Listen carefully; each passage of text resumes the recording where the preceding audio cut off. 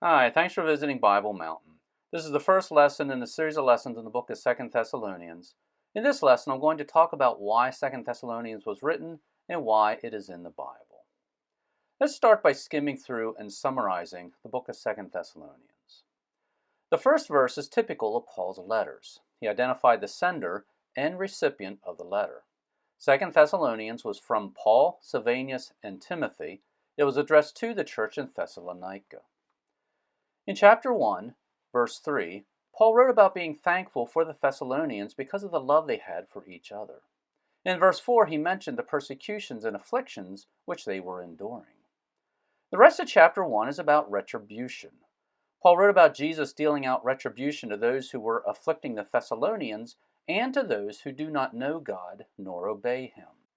In chapter 2, Paul wrote about the coming of our Lord Jesus Christ. He told the Thessalonians that the apostasy has to come, and the man of lawlessness has to be revealed before the day of the Lord comes.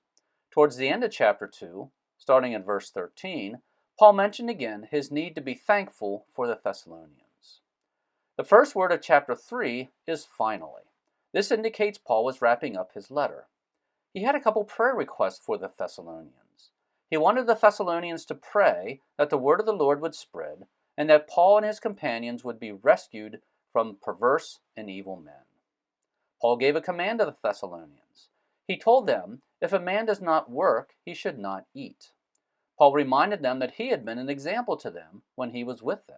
When Paul had been with the Thessalonians, he had worked and earned his own bread so that he wasn't a burden to anyone. In chapter 3, verses 16 and 17, Paul wrapped up his letter. He concluded by writing the greeting in his own hand. I believe chapter 2 contains the main teaching Paul wanted to communicate. It also tells us what prompted Paul to write this letter.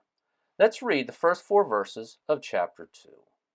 Now we request you, brethren, with regard to the coming of our Lord Jesus Christ and our gathering together to him, that you not be quickly shaken from your composure, or be disturbed either by a spirit, or a message, or a letter, as if from us, to the effect that the day of the Lord has come. Let no one in any way deceive you, for it will not come unless the apostasy comes first, and the man of lawlessness is revealed, the son of destruction, who opposes and exalts himself above every so-called God or object of worship, so that he takes his seat in the temple of God, displaying himself as being God. What we see in these verses is that, apparently, the Thessalonians had received a message, supposedly from Paul, saying that the day of the Lord had already come. This message understandably shook them. Paul wrote this letter to assure them that the day of the Lord had not come yet. Paul also gave them some markers to look for. He said the apostasy had to come first, and the man of lawlessness had to be revealed before the day of the Lord would come. I believe the fact that the Thessalonians were disturbed was the impetus that prompted Paul to write this letter and give them this information about the coming of our Lord Jesus Christ.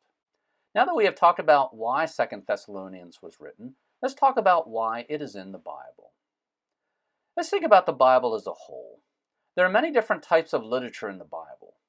The Bible contains a lot of history. History is valuable to us because we can learn from it. We can read about mistakes that people made in the past and learn from them so that we don't make the same mistakes. We can read about the good things people did in the past and emulate and imitate good actions. Many books of the Bible contain commands that we need to obey. While it is natural to think that commands are restrictive, and they are, obeying God's commands is how we love God. If there were no commands in the Bible, we would not be able to love God. The Bible contains a lot of poetry, proverbs, and wisdom literature. In addition, throughout the Bible, within the prose and poetry, there are passages that tell us about the future. These passages tell us how life here on earth will come to an end.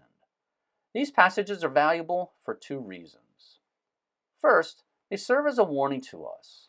The Bible tells us there is going to be judgment in the future. People who do not believe in Jesus will spend eternity in hell. Even believers will give an account of everything they have done in the body, whether good or bad. Knowing about these judgments gives us the opportunity to live our lives in such a way as to minimize any negative repercussions. Second, these passages about future events give us hope. We live in a very uncertain world. It is a dangerous and evil world. It's very easy to get discouraged by all the sin and rebellion we see around us. The passages in the Bible about future events remind us that God is in control. They tell us that, at some point in the future, God is going to bring all this sin and suffering to an end. That is encouraging to us and gives us hope because it teaches us there are better days ahead.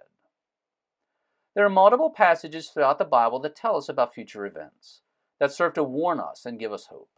2 Thessalonians is one of the books that contains information about the future. There's not a lot of information in 2 Thessalonians about the future, and if we did not have 2 Thessalonians, we would not suffer a great loss of information. However, the information is there. There are also some commands in this book we need to be aware of. For these reasons, we should read, study, and know the book of 2 Thessalonians so that we know everything the Bible has to tell us about the future and how we should live our lives as Christians. Once again, thanks for visiting Bible Mountain. If you have already joined my email list, thank you, and please forward this to someone else who would benefit from visiting Bible Mountain. If you have not joined my email list yet, please do so now. My email list is free. In order to join, go to BibleMountain.com, click on email, and that will take you to a page where you can sign up. Your email address will not be sold nor given away. Once again, thanks for visiting Bible Mountain.